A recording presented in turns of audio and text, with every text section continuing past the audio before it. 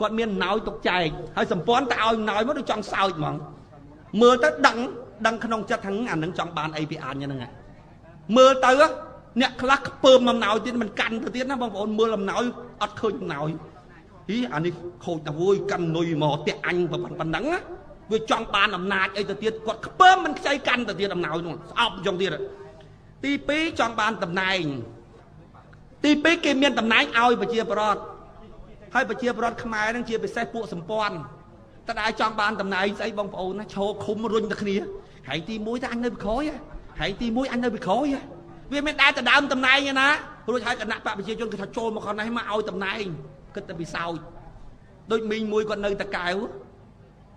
គេសួរគាត់ថាឯងចូលសម្ព័ន្ធថ្ងៃប្រឹងឯងចង់ធ្វើធំអីគាត់ថាថ្ងៃមើលមុខអញមើលធ្វើធំកើតអីមុខអញហ្នឹងអសមិនចេះផងចង់ធ្វើធំកើតថ្ងៃមើលមុខអញឲ្យច្បាស់មើលមុខអញហ្នឹងធ្វើធំកើតអសមិនចេះផងនេះថ្ងៃប្រចារណាតិចមើលថ្ងៃក៏មិនយល់ពីចិត្តអញតិចមើលហងគាត់និយាយគ្នាគាត់អញ្ចឹងមុខអញហ្នឹងទៅចង់ធ្វើធំហ្នឹងគេថាអញហ្នឹងប្រឹងចូលសម្ព័ន្ធខំប្រឹងធ្វើការបែបចង់ធ្វើធំហើយងាប់ហើយមុខអញទៅធ្វើធំកើតថ្ងៃប្រចារណាតិចមើលអញដឹងរឿងពិតទេអញដឹងថាពួកនឹងវាបោកទេរឿងត្រឹមត្រូវគឺពួកយើងកាន់អំណាចដល់ពេលឥឡូវហ្នឹងពួកវាក្តោបអំណាចទាំងអស់យើងបាត់បង់អំណាចអូយអញស្ដាប់ថ្ងៃទេហងគាត់ថាអើយបងហើយបងកាលពីខ្ញុំអត់យល់ចង់ដែរខ្ញុំថាបងកាលពីបងឯងអត់យល់ចឹងដែរបងឯងត្រូវអនុគ្រោះឲ្យគេអញ្ចឹងបានសម្ព័ន្ធណាបងប្អូនដោយយើងផ្អែកទៅលើថាចំណុចខ្លាំងរបស់យើងខាងក្រៅគឺការយល់ដឹងរបស់ប្រជាពលរដ្ឋបានយើងផ្ដោតខ្លាំងណាស់ទៅលើប្រព័ន្ធផ្សព្វផ្សាយបងប្អូនសម័យប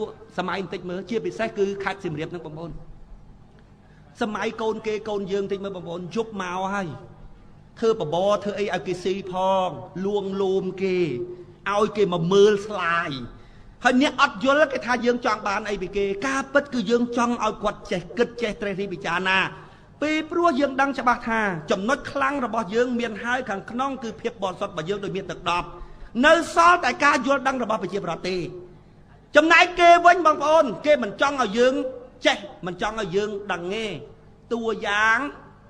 ដូចអាមេភូមិនៅក្បែរនេះអីជាដើមនេះក្បែរនេះ